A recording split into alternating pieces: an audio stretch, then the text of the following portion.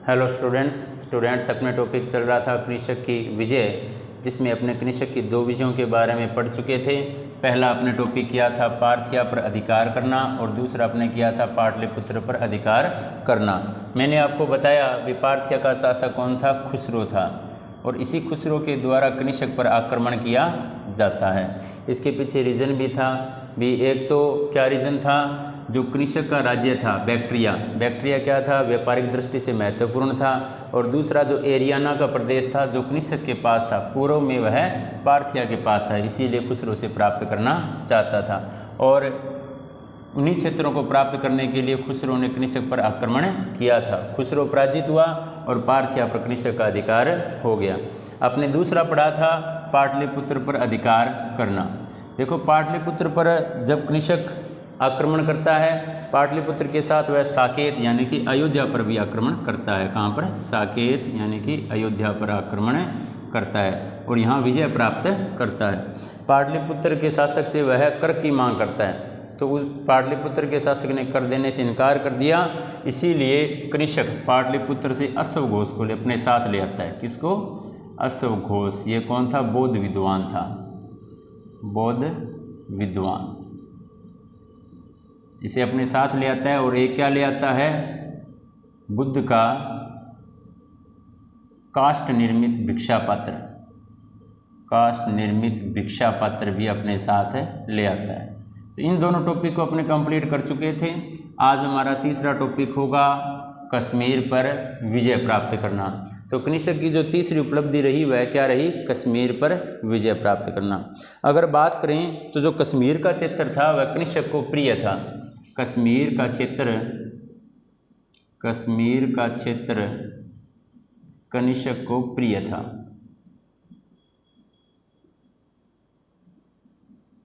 क्योंकि उसके भौगोलिक प्रदेश के अनुसार जो खूबसूरती थी, इसको कश्मीर की खूबसूरती थी, वह कृषक को अपनी ओर खींचती थी। इसीलिए कृषक को कश्मीर क्या था, या कश्मीर का क्षेत्र कृषक को क्या था? प्रिय था। डॉक्टर स्मिथ के अनुसार कृषक को अपने राज्यकाल के प्रारंभिक वर्षों में भी कश्मीर विजय संपन्न करने का श्रेय दिया जा सकता है। यानी कि डॉक्टर स्मिथ क्या कहता है? डॉक्टर स्मिथ क्या कहता है भी, जब कृषक गद्दी पर बैठा, यानी कि जब कृषक के प्रारंभिक वर्ष थे गद्दी पर बैठने के, उसी समय कृषक ने क्या किया था? कश्मीर पर विजय प्राप्त कर ली थी। डॉक्टर स्मिथ के अनुसार कृषक ने अपने राज्य के प्रारंभिक वर्षों में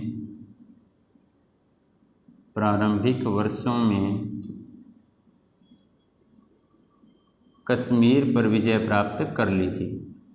कश्मीर पर विजय प्राप्त कर ली थी। इसके देखो बच्चों, कोई विशेष प्रमाण तो प्राप्त नहीं होते हैं भी कृषक ने कश्मीर पर विजय प्राप्त की थी, लेकिन कलहण की जो राजतरंगिणी है, कौन सी पुस्तक? कलहण की राजतरंगिणी। इस पुस्तक से भी जानकारी मिलती है भी कृषक द्वारा किस पर अधिकार किया गया था? कश्मीर पर अधिकार किया गया था। इसके अलावा कश्मीर में एक नगर है कनिष्कपुर। कौन सा है? कनिष्कपुर। इस नगर के नाम से भी ये स्पष्ट होता है भी कृषक ने क्या किया था? कश्मीर पर विजय प्राप्त की थी और वहाँ कनिष्कपुर नामक एक नगर भी बसाया था। इसके अलावा कृषक ने क्या किया? चतुर्थ बौद्ध संगीति का आयोजन भी किया था। कौन सी संगीति का? चतुर्थ बौद्ध संगीति का आयोजन किया था। कहाँ किया? तो कश्मीर के कुंडलवन में। कहाँ किया? कश्मीर के कुंडलवन में इसका आयोजन किया था। इन तीनों ही बातों से स्पष्ट होता है भी कश्मीर पर किसने अधिकार किया था? कृषक ने कश्मीर पर अधिकार किया था। पहली बात, कलहण की राजतरंगिणी में कृषक का विवरण मिलता है, और जो राजतरंगिणी है ये किस पर आधारित है? ये कश्मीर के इतिहास पर आधारित है। इस पर राजतरंगिणी में कनिष्क का नाम मिलने से स्पष्ट होता है भी कश्मीर पर किसने विजय प्राप्त की थी या किसका राज रहा था, कनिष्क का राज्य रहा था। इसके अलावा कनिष्कपुर जो नगर है यह भी इसका स्पष्ट प्रमाण करता है। इसके अलावा चतुर्थ बौद्ध संगीति जो कनिष्क द्वारा कश्मीर के कुंडल वन में करवाई गई थी, इससे भी स्पष्ट होता है कि कनिष्क ने कश्मीर पर विजय प्राप्त की थी। इसी बौद्ध संगीति के अंतर्गत जो बौद्ध धर्म था वह दो भागों में बंट जाता है। कौन कौन सा? महायान और हीनयान। कौन कौन सा है? महायान और हीनयान। हीनयान तो पुराणिक विचारधारा वाले, महायान नवीन विचारधारी जो लोग थे उन्हें कहा गया। इनकी नवीन शाखा कौन सी थी बौद्ध धर्म की? महायान। और पुरानी विचारधारा वाले लोग क्या कहलाए? हीनयान कहलाए। ठीक है। और चतुर्थ बौद्ध संगीति में क्या हुआ? इस जो बौद्ध धर्म है इसका विभाजन होता है। अब अपने इसकी चौथी विजय के बारे में पढ़ना है, मध्य एशिया की विजय। अपने 3 विजय इसकी कर चुके हैं। पहली विजय अपने कौन सी की इसके अंतर्गत? पार्थिया पर अधिकार करना। दूसरी विजय कौन सी की? पाटलिपुत्र पर अधिकार करना। तीसरी कौन सी की? कश्मीर पर अधिकार करना या कश्मीर पर विजय। और चौथी कौन सी है? मध्य एशिया की विजय। मध्य एशिया की विजय। मध्य एशिया की विजय की अगर बात करें तो चीनी इतिहास ग्रंथों से हमें इसकी जानकारी मिलती है। 90 ईस्वी में कनिष्क ने हान वंश के सेनापति पांचाओ के विरुद्ध शक्तिशाली सेना भेजी थी। देखो 90 ईस्वी का समय था। कब? 90 ईस्वी का समय। और चीनी सेनापति कौन था? पांचाओ। कौन था? चीनी सेनापति पांचाओ। इसी पांचाओं के विरुद्ध कनिष्क द्वारा एक विशाल सेना भेजी गई थी। विशाल सेना भेजी गई। इसी विशाल सेना ने क्या किया? पांचाओं को पराजित कर दिया और कनिष्क ने कासगढ़, यारकंद व खोतान पर विजय प्राप्त कर ली थी। कौन कौन से स्थानों पर? कासगढ़, यारकंद व खोतान। इन तीनों क्षेत्रों पर किसका अधिकार हो गया? कनिष्क का अधिकार हो गया था। तो चौथा टॉपिक हमारा कंप्लीट हो चुका है। इसमें आपको इतना ही याद रखना है भी इसकी जानकारी, यानी कि मध्य एशिया की विजय की जो जानकारी है वह हमें कहाँ से प्राप्त होती है? तो चीनी स्रोतों से होती है। चीनी स्रोतों से हमें किस प्रकार की जानकारी प्राप्त होती है? 90 ईस्वी के लगभग चीनी सेनापति पांचाओ जो था इसके विरुद्ध कनिष्क ने विशाल सेना भेजी थी, जिससे पांचाओ पराजित हुआ और कनिष्क का जो राज्य था वह कासगढ़, यारकंद व खोतान तक फैल चुका था। यानी कि इन तीनों क्षेत्रों पर भी किसका अधिकार हो गया? कनिष्क का अधिकार हो गया। इसके बाद 5वीं और मुख्य उपलब्धि की अगर बात करें तो वो कौन सा है? चीन पर आक्रमण। चीन पर आक्रमण। हालांकि एक समय के लिए तो चीन पर आक्रमण के समय जो कनिष्क था वह पराजित हो जाता है, क्योंकि यह सेना भेजता है और 70,000 घुड़सवार को भेजता है वह चीन पर आक्रमण करने के लिए। लेकिन वह घुड़सवार सेना थी, वह बाढ़ के कारण आधी से ज़्यादा सेना समाप्त हो चुकी थी और कनिष्क को पराजय का मुँह देखना पड़ा था। लेकिन ह्वेनसांग ने क्या लिखा है? ह्वेनसांग ने लिखा है कि कुछ ही समय बाद कनिष्क ने चीन पर आक्रमण करके पिछली हार का बदला ले लिया और चीन पर अधिकार कर लिया था। तो अपना 5वां टॉपिक कौन सा है? चीन पर आक्रमण। चीनी साहित्य के अनुसार कनिष्क ने अपने साम्राज्य की सुरक्षा हेतु चीन के हानवंशी सम्राट होती के पास अपना दूत भेजा था। चीन अगर बात करें भी चीन का सम्राट था होती। कौन था? सम्राट होती। किस वंश का राजा था? तो हान वंश का। कौन से वंश का? हान वंश का। इस हान वंश के शासक होती के पास कनिष्क ने अपना एक राजदूत भेजा और राजदूत को क्या समाचार देकर भेजा?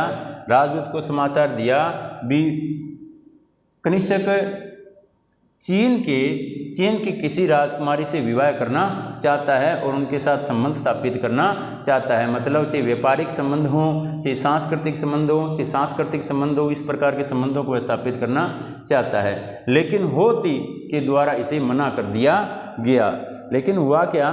जब राजकुमारी से विवाह की इच्छा प्रकट की कनिष्क ने, तो चीन के सेनापति जो था पांचाओ, इसने चीनी सम्राट का इसमें अपना अपमान समझा और इसने जो राजदूत को वापस भेज दिया।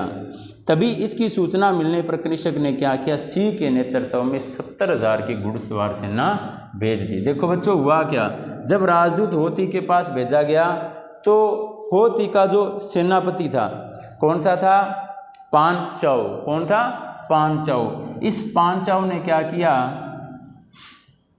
भी डायरेक्ट राजकुमारी से विवाह का प्रस्ताव रखने पर होती जो राजा था उसकी बेइज्जती समझी, ठीक है, और पांचाव ने क्या किया, इस राजदूत को वापस निकाल दिया वहाँ से।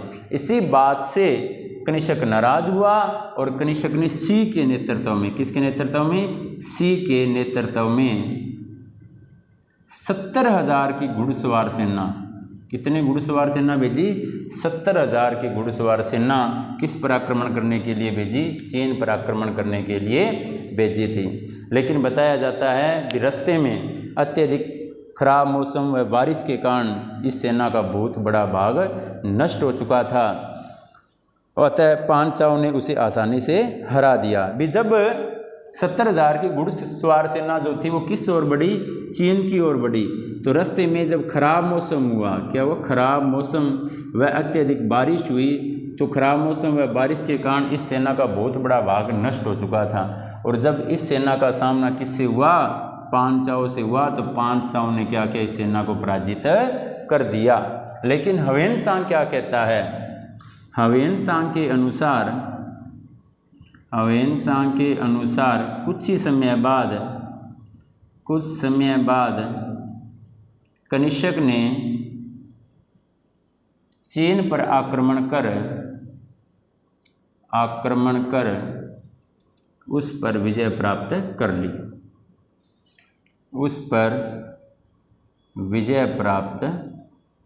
कर ली, तो पांचवा टॉपिक में हमारा कंप्लीट हो चुका है, चीन पर कनिष्क द्वारा अधिकार करना।